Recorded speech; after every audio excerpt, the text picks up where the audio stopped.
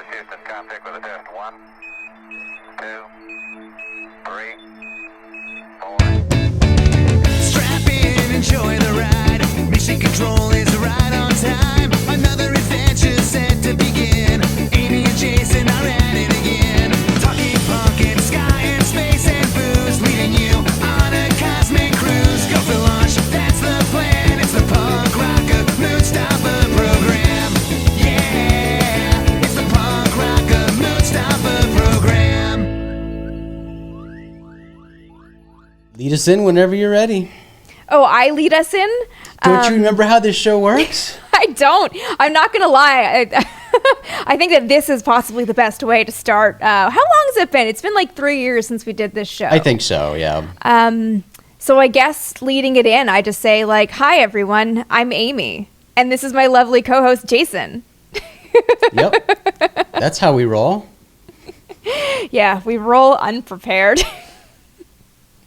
Nothing wrong with that. I'm fine with it. It's this is I like to think of this as our little joint pot of spaghetti that we're tossing against a wall and just kind of playing around with and seeing what works and what sticks.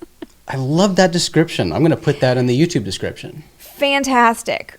Also, sidebar, I do not advocate throwing pots of spaghetti at walls because whoever has to clean it up is going to be very unhappy with you. My ex It's used to do cathartic. that. It sounds like a good idea. It's fun at the time, but you have to clean that shit up. Yes. My ex used to actually do that to test when pasta was done and would just actually hurl like 4 or 5 noodles at the wall. And I was like, what is wrong with you? You're a 27-year-old man. Stop literally throwing food at walls. Yeah, I had to clean it up. I was not happy about that. But that was the only way he claimed he could understand when pasta was ready. And I'm like, that's not a real thing. That's got to be an old wives' tale. No. Especially when you're doing like ravioli or something. That's just gross. Whoa. Anyways, Yeah. I feel like before we get into any more of our nattering, we should probably discuss what we are both drinking.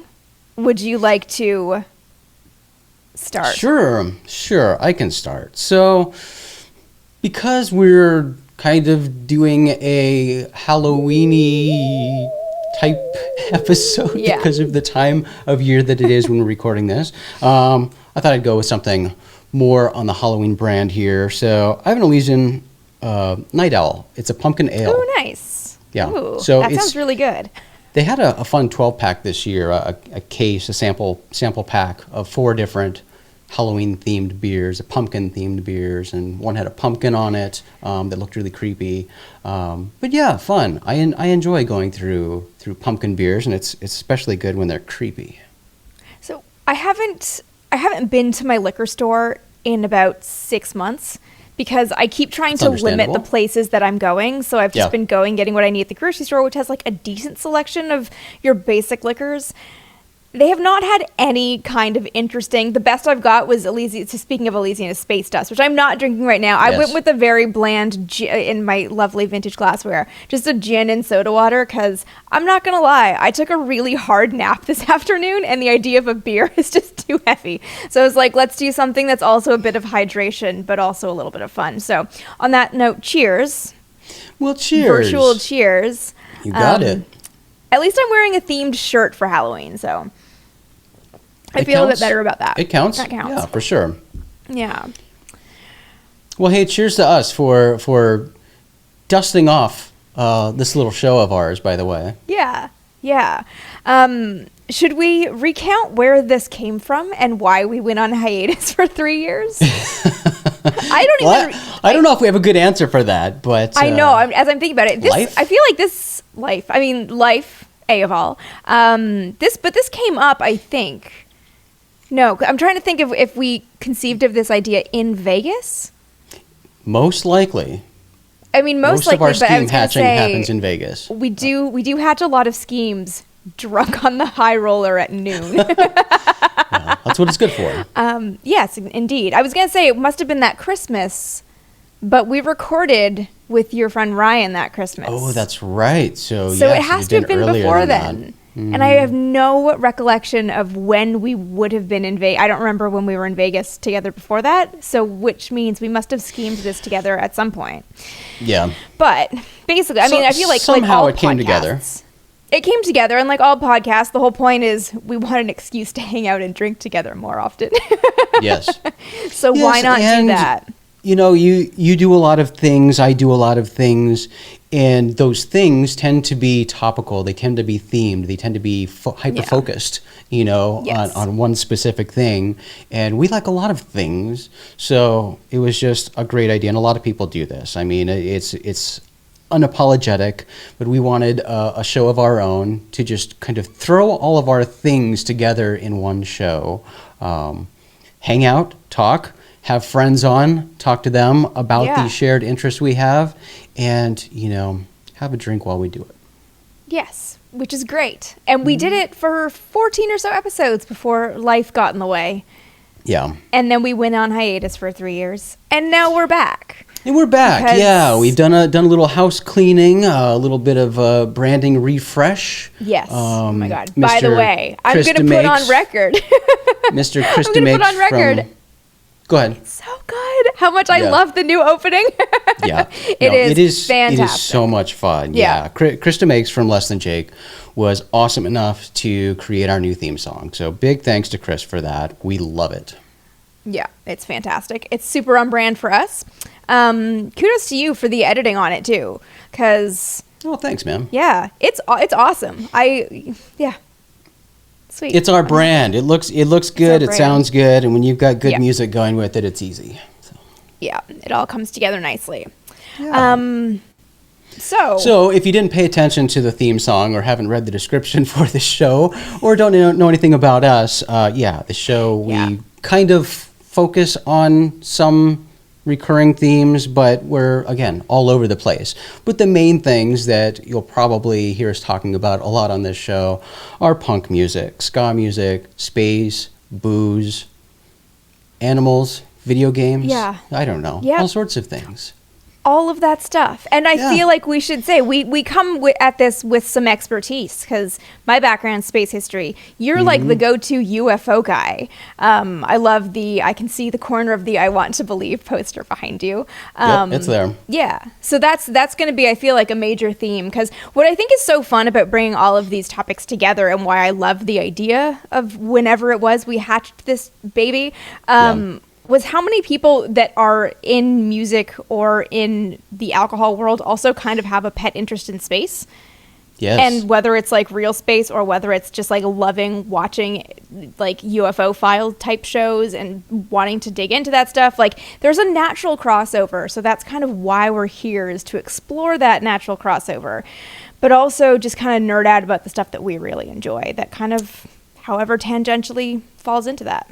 And share that nerdery with other people, And to your point about the interviews, that's the cool thing that I really enjoy about doing this show, is that our interviews are different from the interviews that a lot of these people typically have, because, you know, if we're interviewing a musician, we're going to talk a little bit about their music, but the real focus and the real reason we have them on is to talk about their other interests that tie in with this show, like you mentioned, a musician who likes space, or a brewer who likes ska music, or things like that, you know? So talking to them both about what they do and what they're known for, but about these other interests that, you know, you might not get to hear them talk about all that often. Yeah, which is fun. And I like to think it's fun for them as it is for us to kind of get off that beaten track. And I was thinking today, like I mentioned, I took a really hard nap this afternoon. It was sort of like nothing wrong with that. Awakeness. And then it just made me think back at the time we interviewed both of our friend, Jeff Notkin, who is a meteorite hunter, all around well-known. I think he's president of the National Space Society still. So he's like super huge in that, but he's also like a punk legend who played all those like, you know, old clubs in London and New York in the 70s and 80s. And like, Jeff is rad. And I just remembered during that interview almost falling asleep in the middle of it, because we were at Space Fest. That was at Space Fest, yeah. And we'd all been like up and talking to people all day. And I think both Jeff and I had given talks that day. And I just remember sitting there doing one of these, like trying to keep my eyes open. And he hands me a meteor, Jeff was like 30 pounds. He's like, it's Jeff was a 10 vendor too. So he'd been at his vendor booth, you know, all day selling Jeff meteorites. Is one of those people that like when he's so on and doesn't turn it off. And like, I know it's draining. And he cannot turn it off. And I'm like, that guy has personality all day long. that interview has to be one of like, I was so glad to be doing that interview on like our own show as opposed to, you know, working for some major company or whatever, because I think I remember asking us to just call it because I couldn't keep my eyes open anymore. So we fun times, good times. There will be, I mean, that's not like a good shenanigans necessarily, but I'll mark that under shenanigans for like the worst possible incarnation of shenanigans. But oh, absolutely, the show is all about shenanigans. I mean, we're not guaranteeing that they're good. I mean, I could definitely guarantee there's some bad shenanigans, but shenanigans all around. Yeah, it's all fun. So should we dive into Halloween stuff?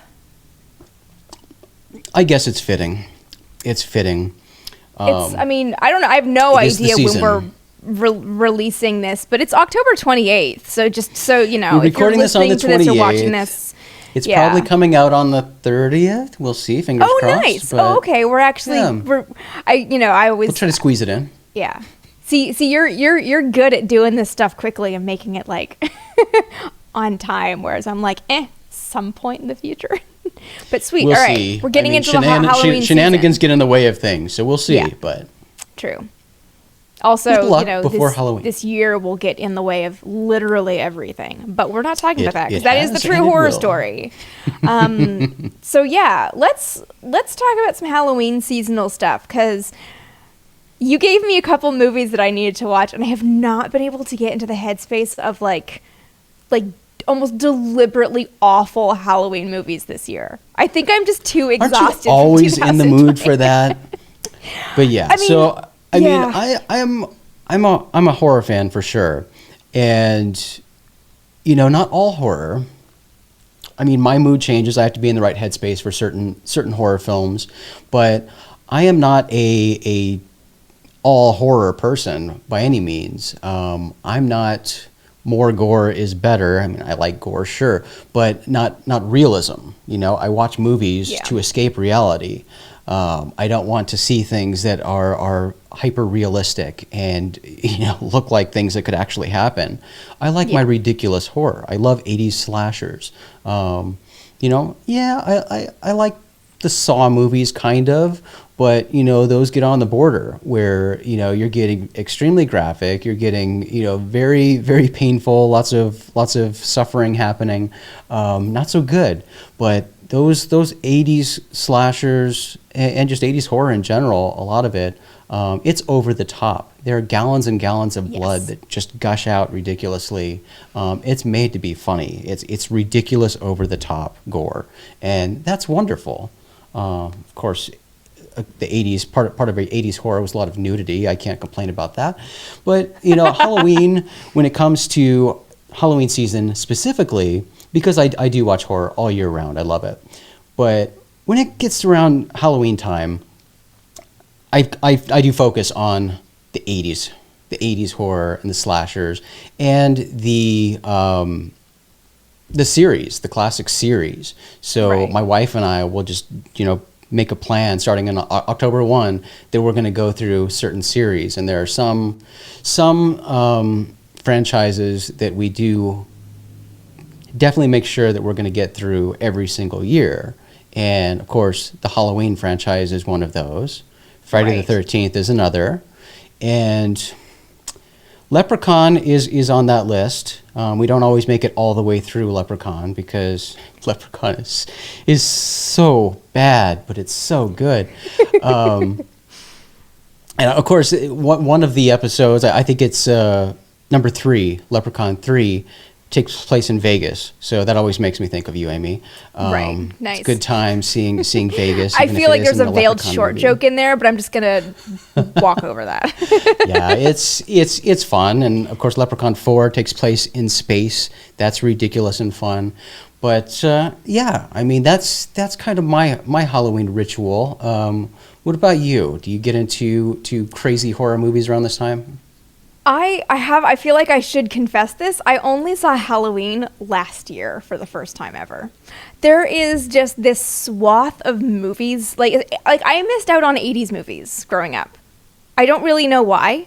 I was raised on old movies, so all of my horror stuff goes like way back.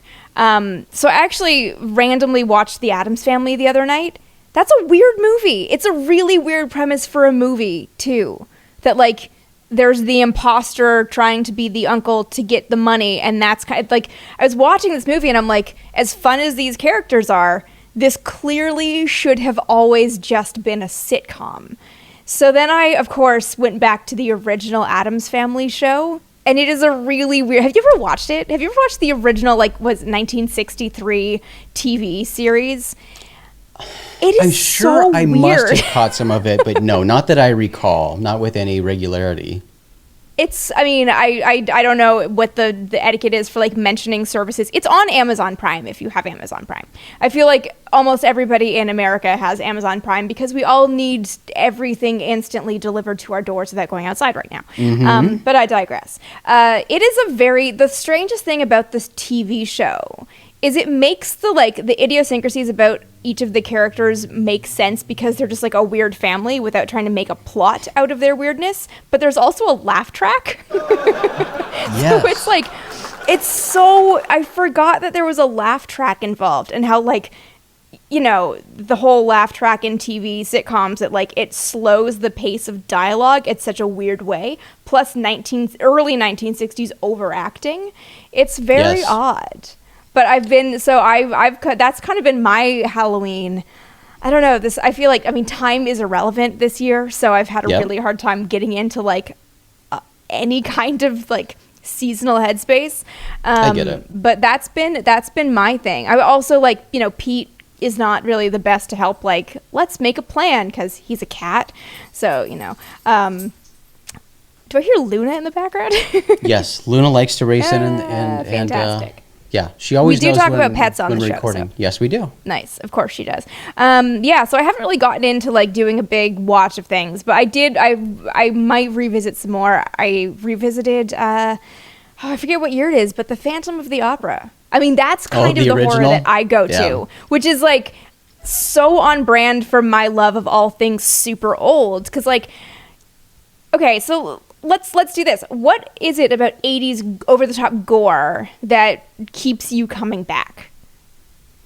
Because I feel like everyone has a thing that they really like in certain kinds of movies. And I'm curious, you go to 80s gore and I go to, like, 1920s, 1930s horror. What is it about it for you? Well, I think probably first, I gravitate toward...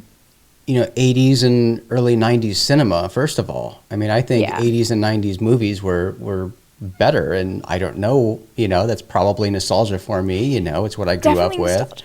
Yeah. So I think that plays a big part in it. But with the 80s horrors in particular, I mean, they don't take themselves too seriously, first of all. Second of all, again, it's just the over the top. So for me, it's a combination of, horror, the story, the visuals, but also a little bit of comedy touched in there, Yeah. I mean, they don't need to be too ridiculous, but there's still that hinge of comedy to it, a comedic element to it, to where they're not, I don't know, they're just not taking themselves seriously. So I'm not, sitting there, I mean, movies in general, I mean, you could get all philosophical and weird here and do some psychoanalysis on why we like the things we do, and especially the people who like horror. Like, what does that say about us? And, we'll talk about this a little more with streaming services because you brought that up. But there are so many documentaries and things now about horror movies. And some of them I love, some of them I hate because they do get too, like, hyper intellectual and, philosophical when it comes to, like, just the thought process behind horror and the horror fan and, like, why horror, the genre as a whole, like, perseveres and what the attraction is. Well, give me a break. I just like watching the crap on TV. I don't need to overanalyze and think about it. I like it because it's ridiculous. And again, and especially with this year, I don't know how many times we're going to bring up this wonderful year we're in. It's hard not to, but I'm so sorry I brought it up like 4 times. I really enjoy escaping reality. When I have time, which is not all that often these days, to sit on my ass and watch TV, I want to escape reality. I want to go someplace else. And I want it to be mindless. You know, I do enjoy good psychological thrillers and things like that. Yeah. But most of the time, at the end of the day, when I sit down and have the time to watch TV or watch a movie, I don't want to think too hard. I just want to sit there and laugh. And, you know, since we're on the topic, that brings up a great thing. And I've definitely recommended this to you too.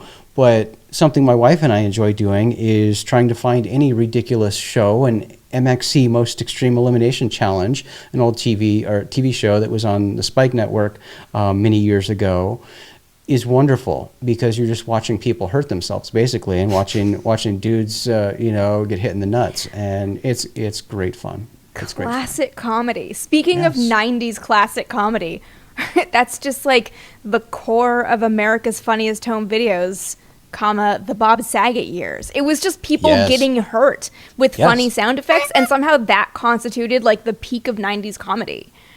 That was weird. The 90s were weird. That's another thing that you can psychoanalyze and say, what does that say about us that we really enjoy? We get great pleasure out of watching other people get hurt. But it's the best. There is definitely something to it. And I mean, I don't want to get into the psychoanalytics of it, but for sure someone will have something to say about it. Sometimes it's just straight up funny. I don't really want to see people get like super hurt. I don't want people breaking their arms or whatever. But seeing a dude get hit in the junk, that's hilarious. If they get hurt, but then they walk away from it, then it's funny. If somebody I always, my worst is because my gymnastics background, I understand a lot about how falls work because we literally learned how to fall. And whenever I see one of those things where someone's like doing a backflip and they land on their neck or something, I'm just like, oh no, I know how much that breaks your body, and it freaks me out. Like, that's not funny. I don't know how those end up in like the ultimate fail compilations. It's not funny. But it happens with sports too, right? I mean, you see in sports and The Simpsons, they do that. Homer's watching like the greatest football injuries of all time or whatever. You see people getting breaking hit by their football. legs.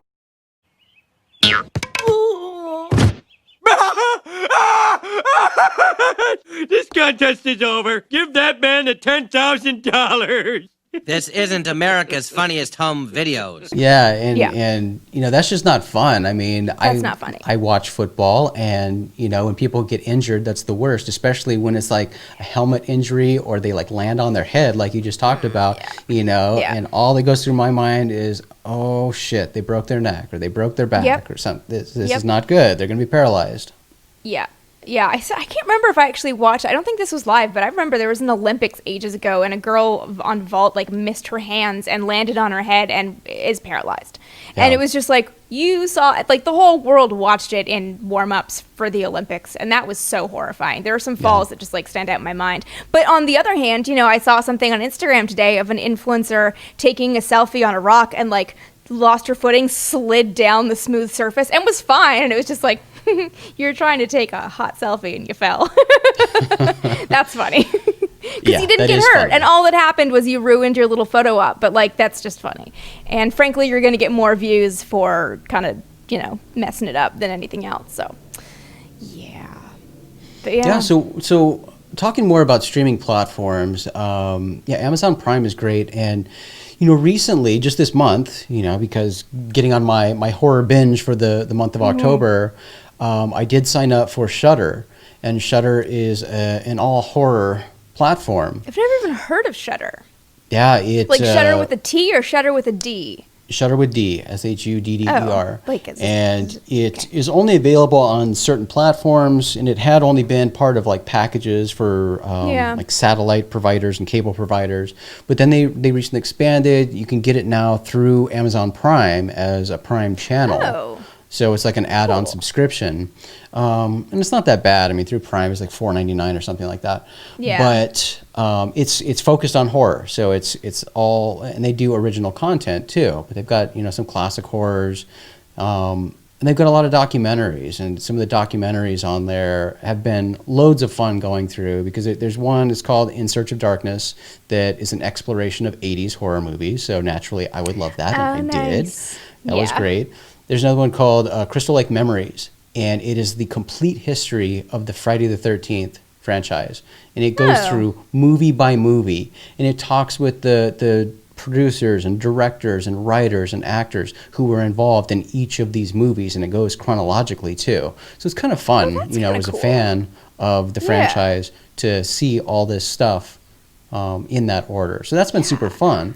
But you're mentioning Amazon Prime, I recently discovered that, and I've said this for years now, I am not a fan of every single network having their own streaming platform. It's just ridiculous. Yeah. And I'm sorry, but I'm not rich and I'm not subscribing to all of these different platforms. It's really frustrating. I would like to have, one or two, and why not stick with the largest players that have the largest catalogs like Amazon and Netflix, instead of everybody doing their own thing. It's ridiculous. But even on Amazon now, when you are searching through the videos, you'll see a movie and you'll go, that's great.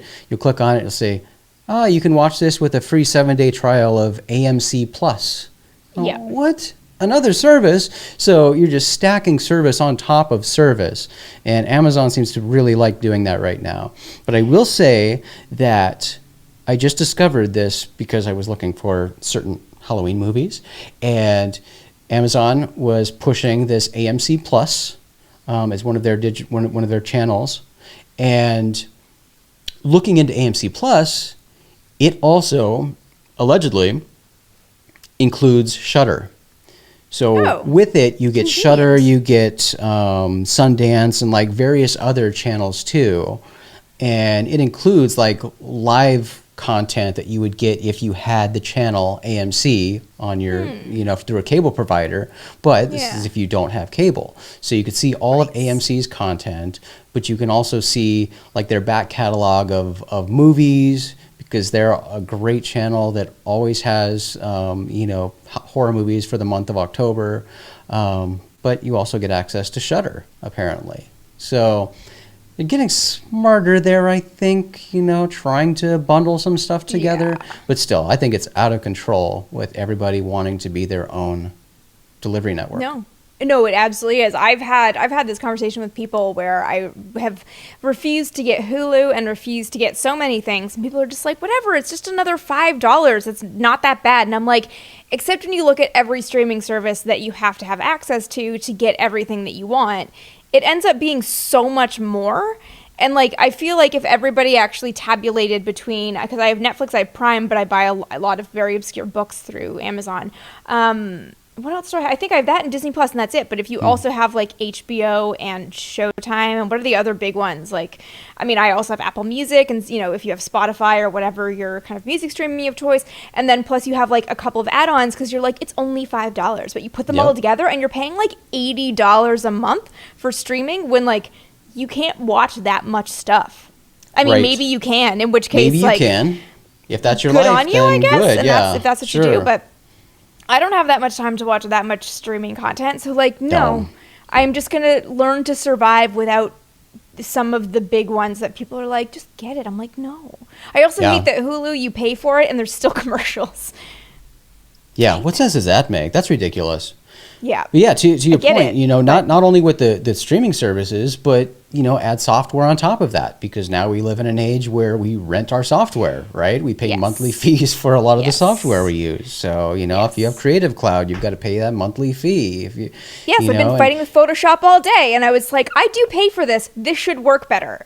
I'm not a fan of renting software either. I like owning my software, weird. But I feel the same way about digital downloads of things. Like, for me, it's games. Like, I don't like buying a digital copy of a game because I feel like that can be corrupted or that can disappear or something. If I have the physical cartridge, I do this because the Switch cartridges are this big. If I have the physical game, it can't go anywhere. Like, I can lose it, but then that's just because I'm dumb. But like, it can't just like disappear one day.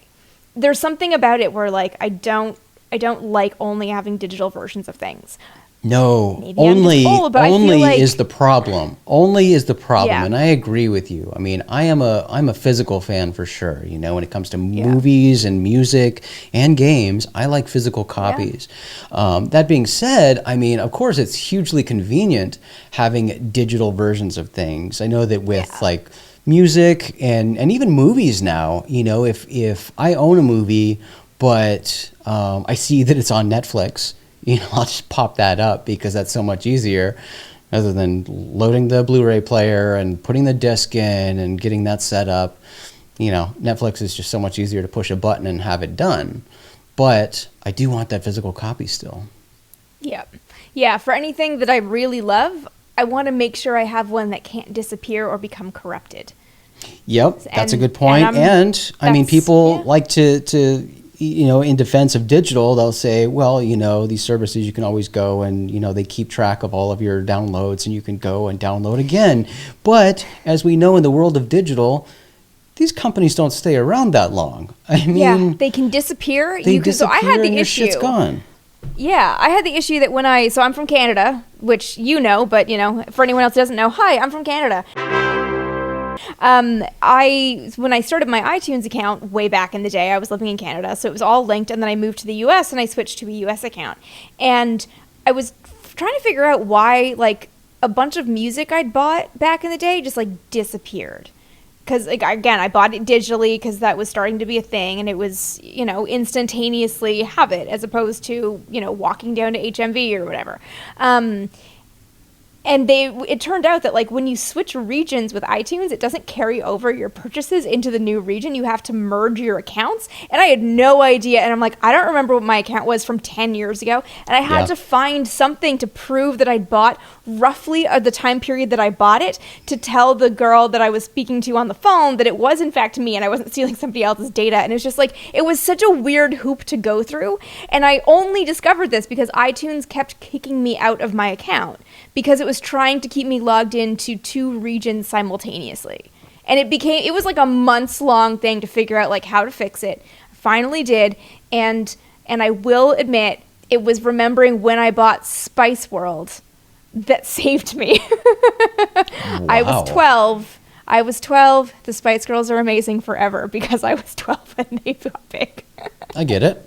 But remembering all the way back then, that's ridiculous. Oh, no, I just remembered I had been talking about it. I just remember this night in undergrad that I was talking to a friend about loving that album. And I was like, I haven't listened to that I think I never even had it on a CD. It was on a cassette because it was, the late 90s. Yep. And I bought it on iTunes real quick, and we listened to it at my house one night when we were just drinking wine or something. So I vaguely remembered it was around 4th year undergrad that I bought it digitally. So I'm like, okay, that means I can remember the date. And I had to dredge that up from my memory banks to prove to this woman that it was in fact me. And can you please help me merge my accounts? But yeah, the streaming, and I mean, that's Apple. If you do anything through a smaller company, I can't even imagine, you don't know when they're going to go out of business. You don't know when they're going to, not have the resources for customer service and stuff. Yeah, it's a great point. I mean, a giant like Apple, you think they're one of the most safe, one of the most secure of all to go all in and get digital, but they make changes all the time too. And I mean, look at the migration from iTunes to Apple Music, and forcing you to sync your music across all your devices, and when you do that, it erases from other devices. I know, it just makes things unusable. It's driving me crazy. Yep. So I have this stuff on my phone that I've owned digitally from Internet Archive, this 1930s pop that I found that I cannot put on my phone because it won't talk to my phone for music syncing anymore, and I don't get it, and I'm so confused. So I can never listen to it when I'm traveling or in the car. So that's a thing. Yep. I mean, I just rely on Apple Music, and I mean, it really messed up my entire music library because it replaced things that I'd added manually after ripping CDs with other versions that were in their digital library, and replaced the album art, stuff, even some of the stuff that I'd scanned in, and replaced it with reissue artwork. Yes. So I don't want that as what's representing my album here. I feel like you probably have this problem too, that if a band released, because I noticed this most with the album that I listened to is Cheshire Cat from Blink-182, that there were some songs that are on Cheshire Cat, some songs that are on Buddha, and when iTunes became music or whatever happened, it just kind of like mushed them together. So I had manually, because I own all the physical CDs, I had manually put them all in and transferred them over to my phone before that happened. And all of a sudden they're just like not in album order anymore. And you can't, like, I don't think Buddha exists digitally. And it's like, if I want to listen to Tom having a cold, or did Mark have a cold? Mark had a cold that day and he sounds like shit on that album. I can't listen to it because it just replaced it with other tracks that are not the ones that I manually brought in. It's just like, come on, this is so dumb, and I still have the CD, I can't even get it onto my phone anymore. Okay, yep. It's frustrating. It's frustrating. It's just like but these little things that we think technology should be able to do all of these things and make it really seamless for us, and somehow it just makes it so much harder to make it work. Yeah. Yes. Oh, our love and hate relationship with technology. I know. I feel like I just feel old as I like have all these Luddite tendencies of just like, nope, don't even want to have to look at screens, don't want to have to deal with anything digital because it just breaks on me. And back in my day, you know, it's back in my day. Yeah. By the way, I do like to point out that both you and I are using analog microphones, not USB microphones, but that is true. That being said, then they're passed digitally into our computers. But now I'm with you. But technology is awesome, and that's something we'll most likely talk a lot about on this show too, because we both love and live technology.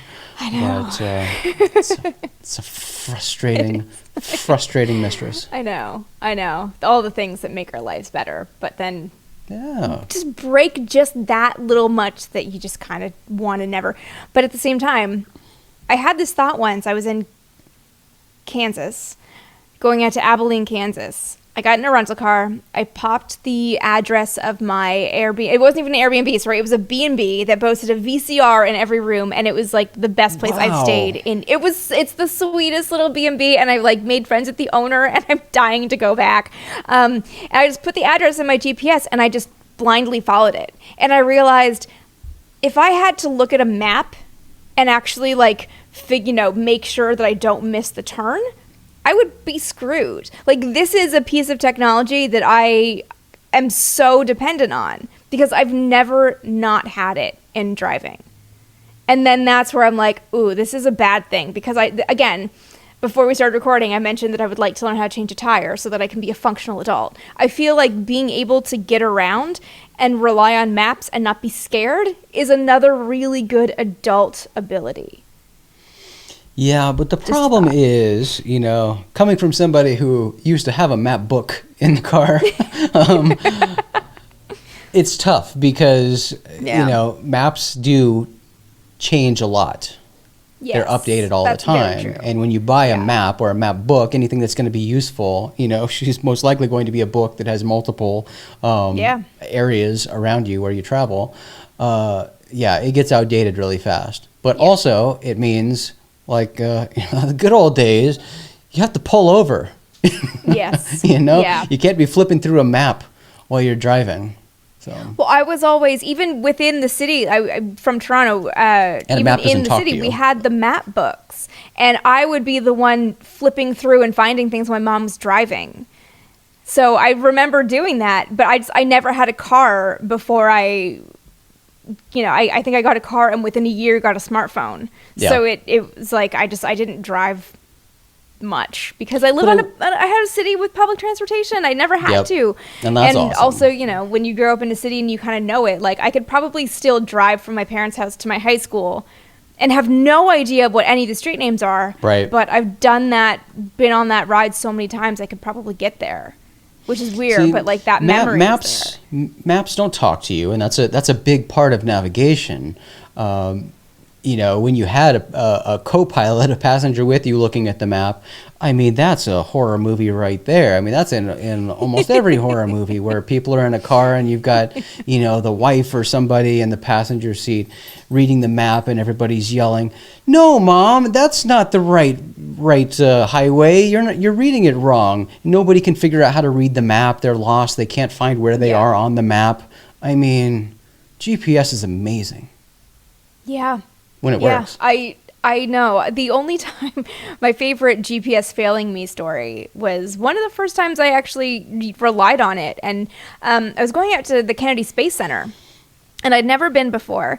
And I just put Kennedy Space Center in my GPS, and I followed it. And only when I realized I was seeing no other cars and no other humans, it was taking me to the shuttle landing facility, which is like a protected government site, and you can't just drive in there because there are two causeway bridges over onto Merritt Island, and I'd taken the wrong one because I had to put in Kennedy Visitor Center. And I was so confused, and I was meeting people that were giving me a tour, and I felt so bad.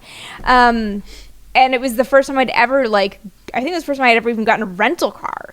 And it was just like this big little adventure for myself, and I had security guards yelling at me at NASA. That's always fun.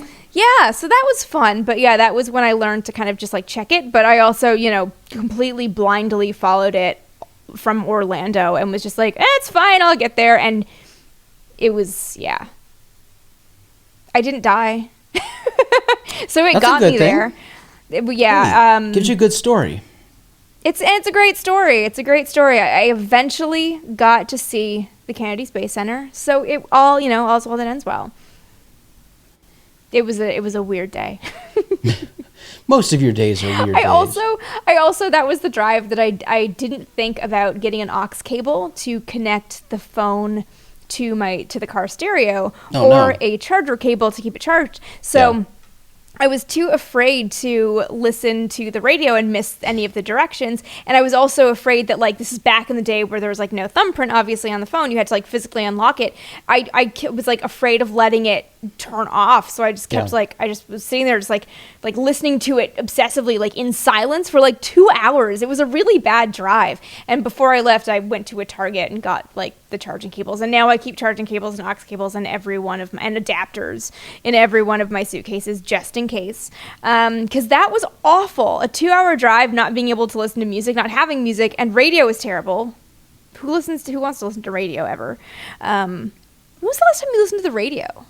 Just regular radio. She says, mimicking I was thinking about that the other dial. day, and I've got to say I don't remember. Not satellite radio, because that's more curated. That's different. And That's different. I will say it was probably 2 or 3 years ago. I did try cycling through because, with terrestrial radio, stations change ownerships all the time. So, stations that I might have listened to when I was younger aren't around anymore. The formats have changed on those stations, and I mean, just the music, I don't know, environment is not what it was, when I was listening to radio, certainly. And that's not how people discover music anymore. I don't think there is an alternative station in Phoenix anymore, and that's certainly this type of station that did play, the punk and the ska. I mean, it actually had a ska punk was the name of the nightly show or weekly show, I guess, here in Phoenix that would play all that stuff. But also, the radio stations back in the late 90s, early 2000s were the ones putting on a lot of the big music festivals. They had the advertiser money. They were the ones bringing those and putting on those giant festivals, and I benefited from many of those. But I don't think that really happens anymore because radio is barely a thing. I mean, I know the stations exist. I know they're doing their thing, but I mean, their audience has to be so small. I'm so curious how they stay afloat. Because, my big thing with radio is even if I find a station that has the kind of music I want to listen to, it's just the same stuff. It's just the same, 10 songs constantly. I'm just like, great, I love this song, and I'm going to hate it by the end of the month because you're going to play it into the ground instead of just allowing me to enjoy it when I want to hear it. I don't know. That's I used to turn on radio periodically because I would actively try to, I guess, educate myself, bring myself up to speed on new music because, I don't find new music When I was younger, I would discover new music by the radio or by seeing bands at concerts. So anymore, I listen to the same stuff that I listened to when I was growing up. So, periodically I would try to turn on the radio and embarrassingly, but not. I mean, I was trying to be an educated music fan and listen to even like pop stuff and different things that were just like, top 20 and try to make sure that I wasn't so out of it. I wasn't aware of what the pulse was in popular music and what people were thinking was good music. So, I'd occasionally scan through the pop stations and the top 20 or whatever. And because, for spans of time, and it's not a bad thing, and I don't care anymore. I mean, I'm at beyond an age where I'm not really concerned about worrying if I don't know who a certain artist is, because I don't know the large majority of current artists. But people would mention a name on the news, or I'd see it in social media, and be like, I have no idea who that is, and they're like the biggest artist of the time. I'd try to at least know a song or something to form at least a half-assed opinion of whether or not I like this person or whatever. But I mean, that was short-lived. And again, I mean, you and I have limited free time in our lives outside of work. So, that time was not very much. So I wasn't able to do a proper experiment with that mostly. But and now I don't drive at all. I mean, a lot of people don't drive, but I mean, I'm lucky. I work from home regularly anyway. But certainly in pandemic times, there isn't a commute on my end. So, that's when I would listen to the radio or music or anything most of the time. So it's not happening, and it hasn't happened for years. So I am so out of touch with modern music. I follow the same bands that I always have. Exactly. Yeah. And speaking of music and the bands we've always followed, is there any music that has come out during this year, during the lockdown, that has stood out to you, or any event? There's been lots of musical events, lots of special things that have happened because of the pandemic. I've tried to watch a couple of shows, a couple of the virtual concerts, and it just felt so weird. I don't know. It felt like it was like in the first time. I think the first one I watched was it Dropkick Murphys did the St. Patrick's Day show, and it was like kind of fun, but it was also like, I'm not going to sit and watch this show like on the couch broadcasting from Facebook on my TV. Like, that's weird. So I watched a bit of it, and it was like kind of fun, but it more like made me really sad that I couldn't be at a Dropkick show. Sure. And there's just something about it that's like, it's not as fun. So I haven't really been watching any of those. Have you watched any of those? I've like dipped in and out of a couple people. I haven't. And for the same reason, for what you just mentioned, but for the same reason that you sometimes buy DVDs or Blu-rays of bands who release like live videos, and it's just like a video of them live doing their thing at a concert. You're all, that's fun, and I might watch that occasionally, but there's no replacement for the live experience. I mean, that's why you go to concerts instead of listening to music. Exactly. Is there a live album that you even listen to? I feel like even live albums are like, the only one I like is Blink-182's, because I saw that tour. No, I and get like that. That's the only and also Nirvana Unplugged at MTV is just a great album, even though it is a live album. But like I don't ever really need to hear just like the punctuating crowd noises, because it's sort of like, cool, the song is good. It is. I don't know. It just like, it doesn't give me the same feeling when it's just like, oh, I didn't get to see that. That's sad. As opposed to, I love this song. It evokes a memory. Wayne's World. Definitely same thing for me. I don't know. Yeah, it's always been weird to me, just like watching live shows or listening to live shows. And you're right, there are some live albums that I will listen to just because it's a slightly different version sometimes of those songs that you've heard so many times. I like this one. It's kind of different. It's kind of cool. Yeah. But Mostly, no.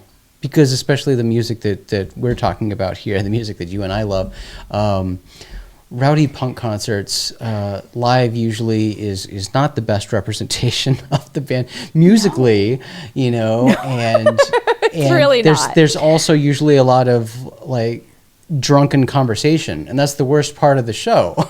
And that's what you don't want at a show, and that's really tapped onto the album. So you're listening to music with a lot of banter. Shut the fuck up and play music. And like, I feel like half the fun of going to a punk show, like I'll go to a show of a band that is not even my favorite band, because half of the draw is just like the energy that is in that space with a bunch of people who are just like love the music, and nobody cares who you are. They just care that you also love this band, and it's just this like really lovely shared experience that is I've always really, really liked since I started going to shows when I was like, I don't know, I guess I was old by some people's standards. I was like 15 when I went to my first punk shows. Because my parents didn't necessarily want me going. But it was always nice. Like I was kind of I was the weirdo who got along with everybody in high school, but I felt like at a show it was just like, okay, I'm not weird here. I'm just like, this is just kind of where I am. And listening to a live album is like, it just makes me more sad that like there's no energy with it. It's like you hear the energy a little bit, as I look over at my speaker, because like it's going to say something to me. You hear the energy of it, but you don't get that feeling of it. And like half the point is going live to hear the less than perfect renditions of songs, to hear the artists who can no longer sing like they could 20 years ago, but go for it anyways. And engage in that like shared experience. That energy, and the shared experience, and feeling the music. Yeah. If I'm going to listen to the not best version of a song that I love, why would I do that? I'm not getting the joy of being there live, being in the pit for it. So let's just listen to the album where it's like super polished and it like is a fuller sound. Yeah. So I will say, and you will, I'm sure, agree with me, that I think what Goldfinger did during the early months of the pandemic. Oh my God, those were so fun. Was epic.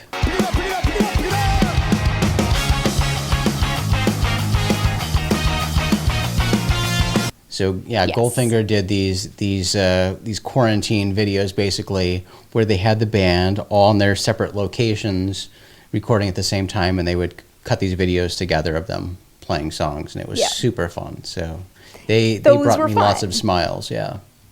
I would honestly rather see that as a concert than these concerts at a venue with the lighting and everything, but shot like a music video. Like that to me is more fun, where it's like, it was actually super fun to see those guys in their houses, kind of like doing their own little thing, like very awkwardly almost in their space, like wanting to jump around, but don't have the room to. And it kind of gave me more of that feeling of like, the energy those recordings gave me was the energy of like, we're having fun even though we're all in this really shitty situation, because we're all in this shitty situation together, so we're going to have some fun with it. As opposed to, we're playing at a venue that you can't go to, which just feels mean.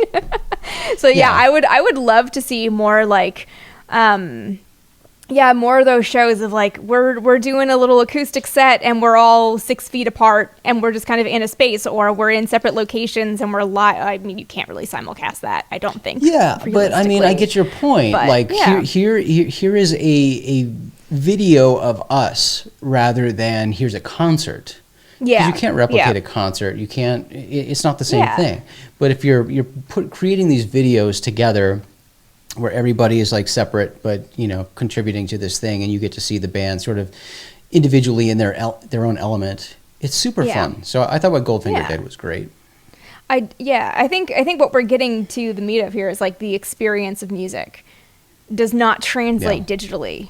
Yeah. So you have to adapt it, and I feel like Goldfinger's the only band that I've seen, at least. I'm trying to remember if I've seen any others. It might just be old recordings that I've seen coming out, but yeah, the experience and like translating the experience for a different time frame and different situation is so important, because I think that's, now that I'm thinking out loud with some gin now, music there's a good part of music that is, especially stuff that we listen to, that's experiential as opposed to just the song. It is. And again, live music, there's many elements to it that make it special. And you're right, it can't be replicated digitally. Yeah. Oh, well, we'll get back to it soon. We will. We will, and I can't wait. That's one of the things I'm waiting for and most excited about. Like, I can cook for myself. It's fine. I would love to go to a restaurant, but whatever. I can't make a show in my house. So I am very, very excited to get back out safely after there's a vaccine, after, like, I'm not trying to rush anything before people yell at us in the comments, when it's safe and when everyone's able to. Because the other thing I've been thinking about, like, I've got friends who work at venues and work in promotion, like, they're all hurting too. And get shows back going for, like, all of the people whose livelihood depends on it, but also for the sake of, like, having shared experiences with people. Yep. And boy, oh boy, you and I can't wait to travel again. And I'm missing Vegas so much. I know. Oh my God. I know. As soon as we can, we have to do this. We will go to Vegas. We'll do this live in Vegas. Remember when over that Christmas, we both were able to write it off as a business expense because we technically made content. That's right. We did. We did make content, but it was just really funny that I was like, oh yeah, I can actually write off this trip because we went in part to create content and strategize about this stuff. And to be fair, had several Vegas business trips. Yes. Yeah. I feel I have a lot of friends that I've worked with or collaborated with, and we just, like, we'll hang out socially, and before you know it, you just end up, like, talking about work stuff, and it's like, this just became a business meeting. This is so, I mean, I feel like that's I mean, I know you're not freelance, but, like, that's when you do freelance projects and, like, are a creative type, everything you do ends up being business because it's what you love, which is great. So we'll have to take a business trip to Vegas and record some stuff, try to drag someone else fun to record with us, and we can make that happen. We'll make that happen. I mean, one of the rules on this show is when the drink is gone, just looking at my empty glass, the show is gone. So all right, well, I mean, out next of booze, time, out of time. bigger bottles. Yeah.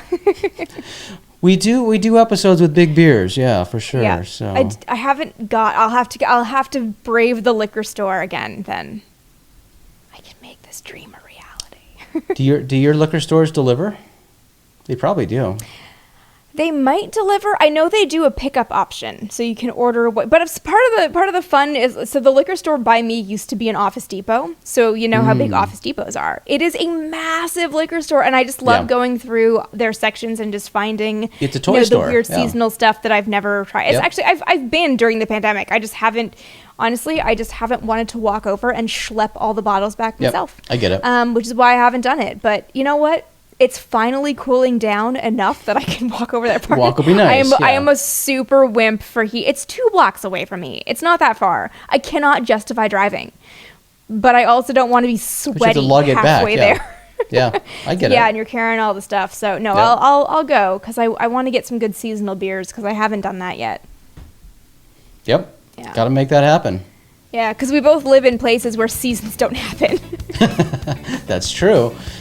Seasonal beers feel weird when it's still roastingly hot and beautiful every single day. That's how we have seasons, based on the alcohol we drink. I like that. I've never thought about that before, but I like it.